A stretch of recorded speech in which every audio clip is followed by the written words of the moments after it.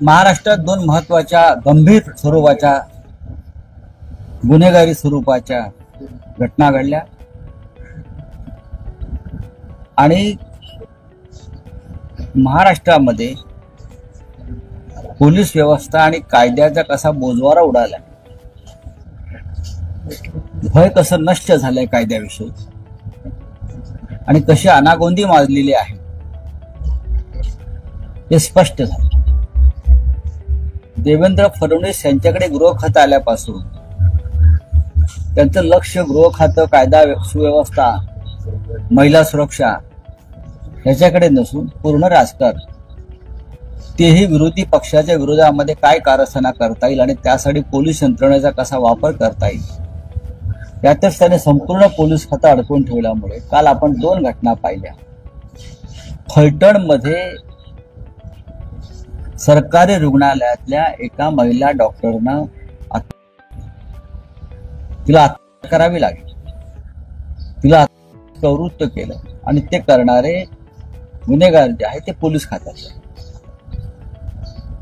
दुसरी घटना मुंबईच्या रस्त्यावर घडली। एका मुलीवर, युवतीवर सपासप वार करून ती, ठीक आहे हल्लेखोरांना केल्या पुढला प्रश्न, पण मुंबईच्या रस्त्यावर सपासप वार करून एका मुली, अशा घटना महाराष्ट्राच्या कानाकोपऱ्यामध्ये सातत्याने घडताना दिसतात। सातत्याने मधल्या काळामध्ये वसईत घडल्या, मराठवाड्यात घडल्या आणि अत्यंत असंवेदनशील पद्धतीने गृह खात्याचा कारभार सुरू आहे। गृह खातं काय करत आहे? विरोधकांवर पाळत ठेवणं, विरोधकांचे फोन टॅप करणं, पोलिसांना विरोधकांच्या मागे लावणं। पोलिसांची जी व्यवस्था आहे ती या राज्यातल्या कायदा आणि सुव्यवस्थेच्या संदर्भात उत्तम काम करण्यासाठी आहे, पण पोलीस हे आमच्या पक्षाचे चाकर आणि नोकर आहेत अशा पद्धतीने त्यांना राबवलं जात असेल तर फलटण आणि मुंबई सारख्या दुर्घटना सतत घडत राहतील। घटना घडल्यावरती चौकशीचे आदेश, निलंबनाचे आदेश, कठोर कारवाईचे आदेश, या आधीच्या गेल्या 3.5-4 वर्षातल्या घटनांचं काय झालं, कुठपर्यंत आपण आला याविषयी जर तपशील मागितला तर शून्य आहे। राज्याच्या पोलीस महासंचालकपदी एक महिला अधिकारी आहेत ना, राज्याच्या पोलीस महासंचालक पदावरती एक महिला अधिकारी आहेत आणि देवेंद्र फडणवीस त्यांना सातत्यानं एक्सटेन्शन देत आहेत कारण त्या कार्यक्षम असाव्यात असं त्यांना वाटतंय। तरीही जर महिला सुरक्षित नसतील आणि महिलांच्या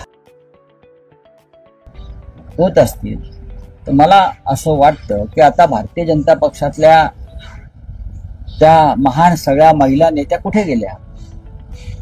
हे जर इतर कोणाचं सरकार असतं तर या महिलांवरील अत्याचार या विरोधामध्ये सत्ताधारी पक्षाच्या महिला नेतृत्वानं, महिला आमदारांनी रस्त्यावर तांडव केला। मग आता या सगळ्या गप्प काय, कसली वाट पाहत आहे? अत्यंत चित्र गंभीर आहे या महाराष्ट्राचं। सरकार सरकारसारखं काम करत नाही,